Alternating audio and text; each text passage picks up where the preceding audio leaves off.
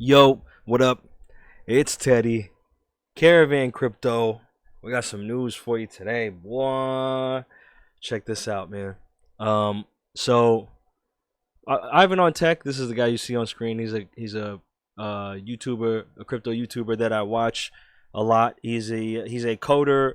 He's an app developer, and he understands how to write code for the blockchain. He also has this course right here, Ivan on Tech Academy, to teach you how to become a blockchain developer, and be able to write code on the blockchain and whatnot, which is something like I really would like to learn, but I got to increase my patience to do that. But anyway, so today there's really important news about China and their banking system, the financial crisis that's occurring there, and I think Ivan on Tech kind of explains it really well, right? So I'm just gonna let you hear what I hear and see what I see, and go ahead and follow Ivan on Tech if you can.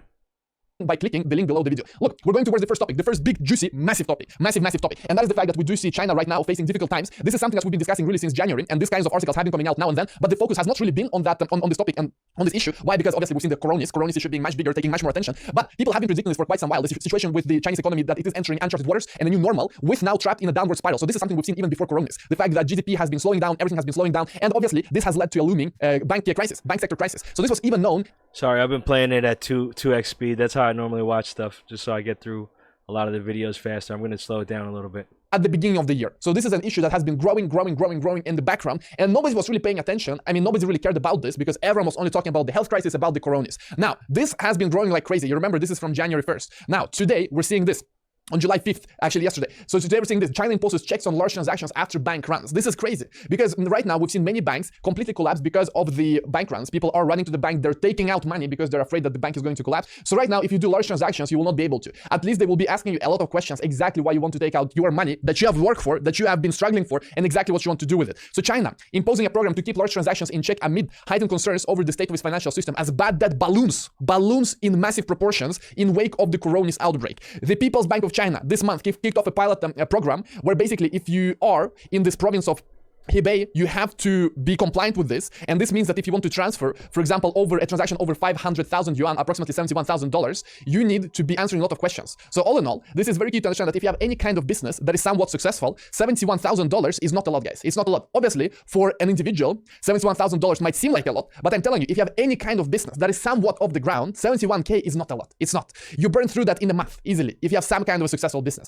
So this means that many businessmen are right now very restricted and crippled economically in this province, because obviously you cannot move money however you want. You have a supplier of something and you want to transfer them money. 71K for business is nothing. So obviously it will be very difficult to do business, and obviously businesses will be struggling. For individuals, the threshold spans from 100K to 300K yuan, so a bit less than 71K dollars, depending on the regions, according to the statement. Now, this is very key because if you are wealthy in China, this is very bad for you. Already, you cannot move a lot of money outside of China, and now even within, it's going to be very difficult. And this is something that many people don't tolerate in the long term, because obviously, everyone has worked hard for their money, and now you cannot move it. And guess what? If you suspect that your bank is in a bad shape, the last thing you want are these restrictions. Imagine you having your money in a bank, and you hear rumors on the streets that that bank is going to collapse. Let's say you have a few 100K in that bank. Maybe your company has it. Maybe it's not even your money, it's your company money, but you are responsible for the company. You try to move it and they don't allow you. How insane is that? That they don't allow you to move your money that you have worked very hard for. Now, the same was true in Lebanon. You remember when the Lebanese currency started to go down the drain, a lot of restrictions were put in place. This is the same thing that happened in Zimbabwe just last week. You remember we discussed the fact that they shut down the stock market, they shut down the forex exchange, and also obviously they shut down how you can move money around. And whenever you're seeing these restrictions, something is not wrong, right, guys. Something is not right at all. So while the statement didn't say banks can reject a transaction exceeding the amount, lenders will need to submit reports, mark risks, and follow up on customers that come from high-risk sectors or those who make frequent transactions or deviate from past behavior. I mean, man, it's insane. And here is what really gets me upset: the fact that the pilot program aims to tighten monitoring of unreasonable demands of large cash amounts. It's insane that the banker can say so. Hey man, you're demanding from the bank an unreasonable amount of your own money. Imagine how it sounds. You give them cash that you've worked for, and then you want to take it out, and they're saying, man, you're unreasonable. You're unreasonable. You won't take so much money. Man, it's unreasonable. You cannot. Go answer questions. Go fill out the form. It's unreasonable for you to move your money. I mean, it's so immoral. That's why It should be possible for everyone in this world to be able to store your own money in your own wallet, in your own ledger or treasure, however you want it, whether it's millions, whether it's billions, however you want. You understand how important it is to be able to store your own money when you read news like this, especially in a digital world where you need to do digital international business. You need to pay people across the world, because right now we do work with global teams. We are right now entering global commerce like never before. And obviously when you have a bank that tells you, hey man, we are collapsing, so you should not be unreasonable. You should only take small amounts of your money. If you want to move a bit more, man, you're unreasonable. We're gonna collapse, by the way, but you're unreasonable. You worked hard for the money, we're not gonna give it to you, but you're unreasonable. Anyway, guys, you see, this is terrible. This is absolutely horrible, absolutely horrible. And so this only will add to more interest in Bitcoin. This is the thing. When you see news like this, when you see these kinds of events, this only adds more rocket fuel to Bitcoin. The Fed, the central banks, the regulators, whenever they do things like this, in reality, they are promoting Bitcoin. Because obviously, people are learning. This information is spreading about cryptocurrencies, about Bitcoin, about the new financial paradigm. It's impossible to stop. It's spreading more and more and more, and it will continue to spread. It's no way to stop it. So that is why, guys, this is very good for Bitcoin. Believe it or not, this is amazingly good for Bitcoin. If it is the case that we see another wave of Chinese interest in Bitcoin when they cannot move their money, and when the only way to truly store your money is in Bitcoin. So that's key to understand. That's important. And I hope you see the point. That being said, let's move on and talk about this. Because in China, you do see some interesting situation. Some interesting situation that is so weird. For example, the fact that... Okay, look, before we go to that, I'm going to just stop and kind of comment on some of the things he talked about. So essentially, if you maybe you didn't understand because of his accent or whatever reason you may not have understood. China, the financial system, the banking system is imposing a checks system, right? A monitoring system on large transactions, on transferring, moving, large transactions. And that's just a small sign. That's just a sign that all the transactions are probably going to come under some kind of scrutiny. The fact that somebody who's moving, $71,000 is not a small amount of money, but it's not, a crazy large amount of money. Like, it's not ridiculous. But the fact that they're imposing checks on something like that is alarming, right? Imagine you're a wealthy person, or, you at least have some revenue coming in, and you're making moves for your business as businesses do on a day-to-day basis, and you can't move your money. You can't put your money where you need to be. You can't pay somebody, and not because you don't have the money. It's only because the government and the banking institution is imposing a hold on you being able to do that with your money. This is your money, which you put in the bank so that they could lend out, so that they can make money on, so that it could pile up in their balance sheets. You know what I mean? This is your money.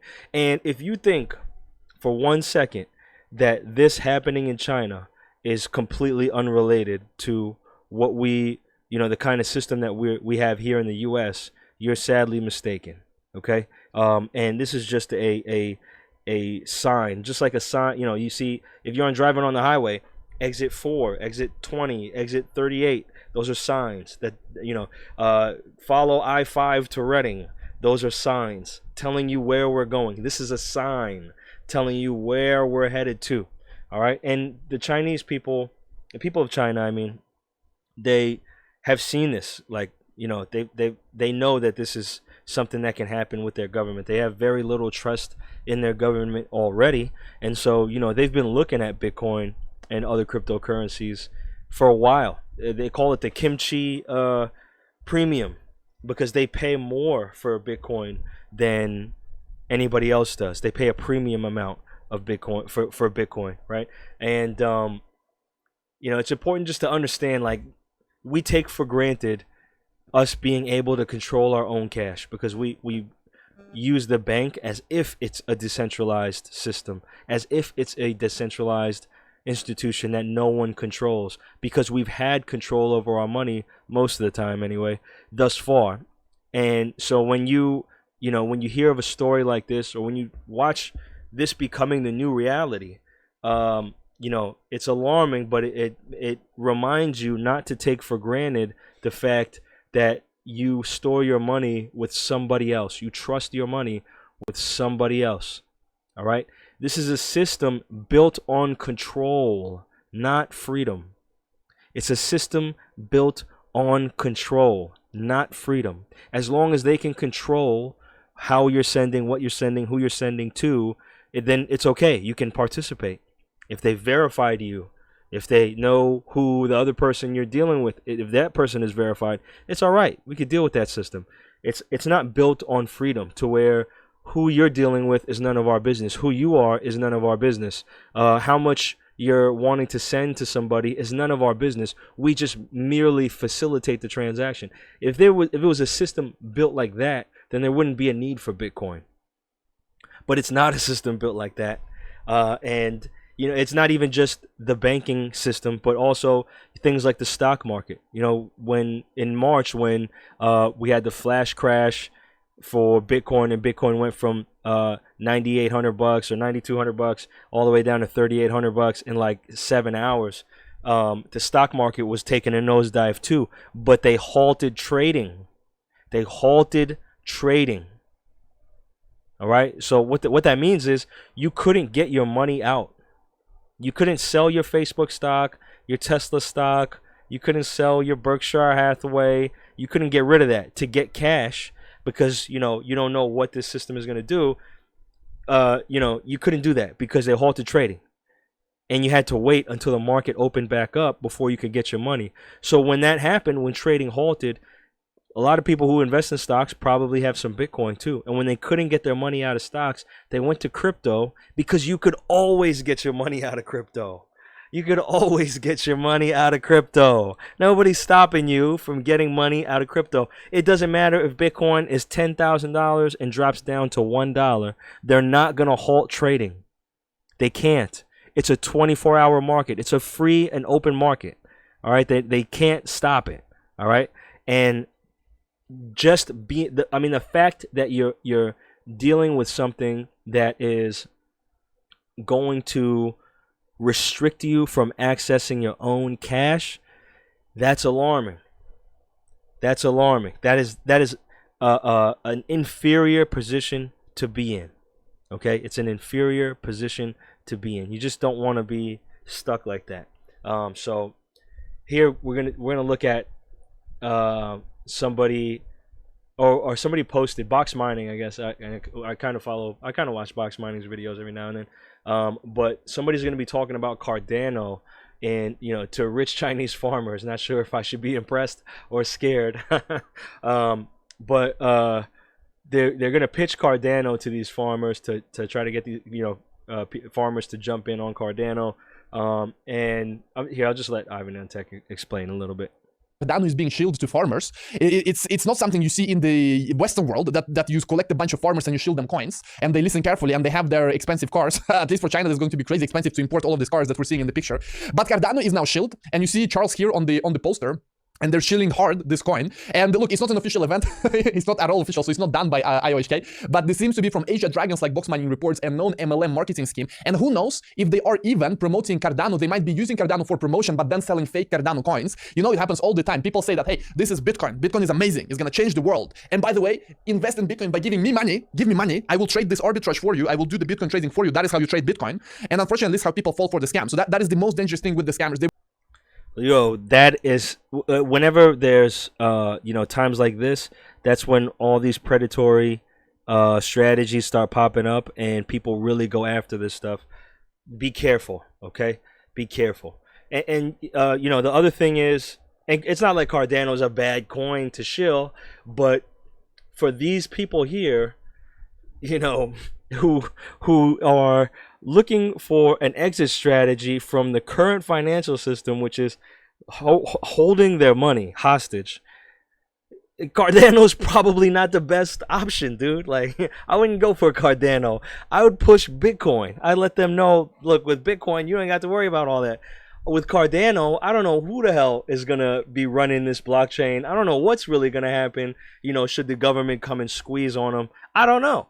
You know what I'm saying? So I wouldn't push Cardano. It's just something I wouldn't do. The other thing is, so what's a bank run? A bank run, all right, so look, 7% of the money in the world that's circulating is actually cash. So banks are holding like 5, maybe 10% of their balances in cash at the bank. Maybe, and that's a high estimate. But what a bank run is when people hear stuff like this and they say, all right, you know what? I got my dough in the bank. I got to go run down to the bank and get all my cash out. I'm going to put it in my safe because I don't trust this system. Look, you gotta have common sense about this, okay? You have to have common sense about this. If you can't trust your bank, if your government is colluding with your bank to, create a holding system, a hostage system for your cash, you probably don't want to hold the cash either. All right? You don't want to hold the cash either. It doesn't make any sense. This is like it's like, you don't want to I don't know, you don't want to eat at McDonald's, but you take McDonald's food and go eat at your house. It doesn't make any sense. Okay? Everything's run on the dollar. The yuan here. Everything's run on that. So it doesn't make sense to want to jump into cash and hold cash. But yeah, that's my 2 cents. This is some interesting news. Let's see how it plays out, and keep your eyes on your local markets because I'm sure it's going to be a ripple effect over here. But yeah, thanks for watching. Appreciate it. Peace.